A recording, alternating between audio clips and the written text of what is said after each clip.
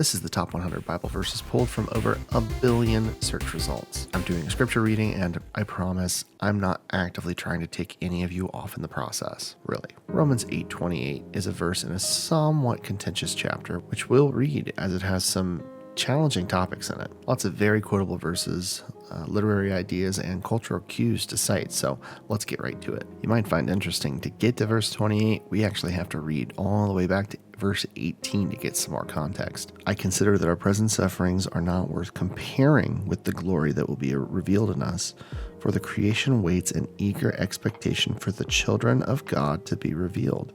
For the creation was subjected to frustration, not by its own choice, but by the will of the one who subjected it, in hope that the creation itself will be liberated from its bondage to decay and brought into the freedom and glory of the children of God. The callback to creation is interesting. It puts us back in the Garden of Eden, and throughout Jewish history, there was an expectation developed all the way back in Genesis 3 that there would be a new man coming to fix this problem. That is the seed or the offspring idea of Adam that would crush the head of the serpent. That someone is coming in the line of Adam and Eve to fix this issue, which verse 20 describes. That creation was subjected to frustration by the will of the one who subjected it.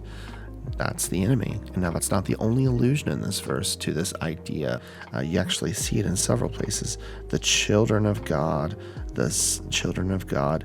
what are the children of God? That's actually a callback to the Hebrew term B'nai Elohim, the sons of God, which that attribute is only ever assigned to something divine, and not like God himself, but like an angel, we might say, or the inverse of an angel, which you know what that is, which when we're in the context of the creation story, we're thinking serpent. That definitely wasn't just a snake. And this being is the one that subjected everything to this broken order of decay and brokenness in the world. But God still wants a family, a human family, and something of a divine family, whatever that looks like. We know he's going to do something to break the hold the serpent had that took and put things in this state of death and decay, to restore things to their proper order, which we see more of in verse 22. We know that the whole creation has been groaning as in the pains of childbirth right up to the present time. Not only so, but we ourselves who have the first fruits of the Spirit groan inwardly as we wait eagerly for our adoption to sonship, the redemption of our bodies. For in this hope we were saved. But hope that is seen is no hope at all. Who hopes for what they already have? But if we hope for what we do not yet have, we wait for it patiently. Verse 23 talks of adoption and childbirth and groaning. Lots of groaning. And groaning today, that's our central idea. I'm kidding. It's not groaning. It really isn't. It's actually in verse 24 about this anticipation that would elicit a groan. A hope that things will get better in a difficult situation. Now, that feels relevant to all of us because we're all awaiting this renewal, the redemption that our bodies and the world are going to experience. I believe is the idea that Paul's trying to get at here, and an adoption to sonship. This is playing with that B'nai Elohim idea too. Which we'll see get resolved, but we gotta wait for it. In the same way the Spirit helps us in our weakness. We do not know what we ought to pray for, but the Spirit himself intercedes for us through wordless groans.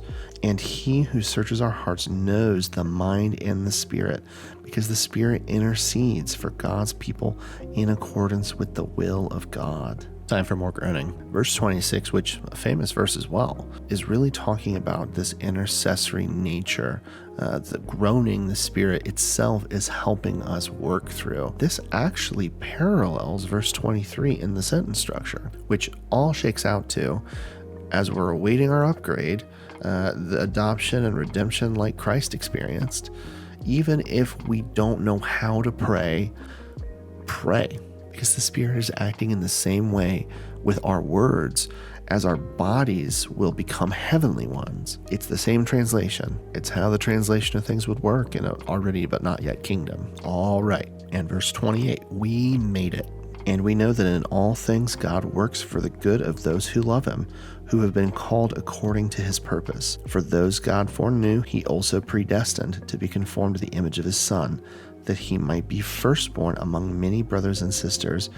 And those he predestined, he also called. Those he called, he also justified.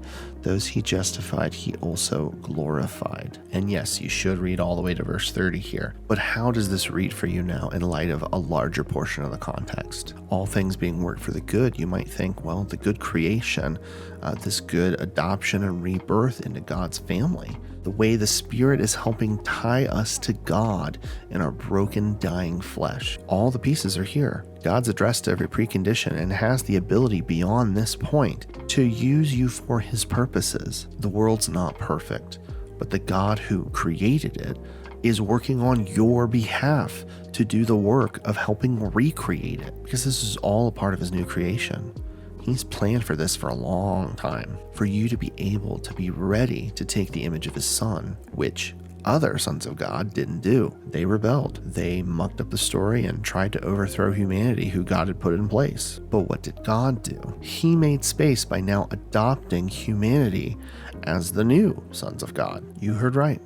God said, Arrivederci, you B'nai Elohim who rebelled. I'll make humanity my divine family now too. So we're becoming siblings to Jesus in a way, the firstborn, as he made us ready in preparing and justifying and glorifying. So now we can also be made in the image and the likeness of Jesus. So is verse 28 too shallow to stand alone? Really, all scripture needs its context and surrounding scripture. These numbers and chapters aren't there originally, so we can oversimplify the message if we're not careful. We should attempt to pull meaning together from the passage like this and rope in other ideas from the culture, from history, the things that help to find the original audience's lens, because they help widen our lens, our horizon. Join me for more as we discover a deeper understanding of the text.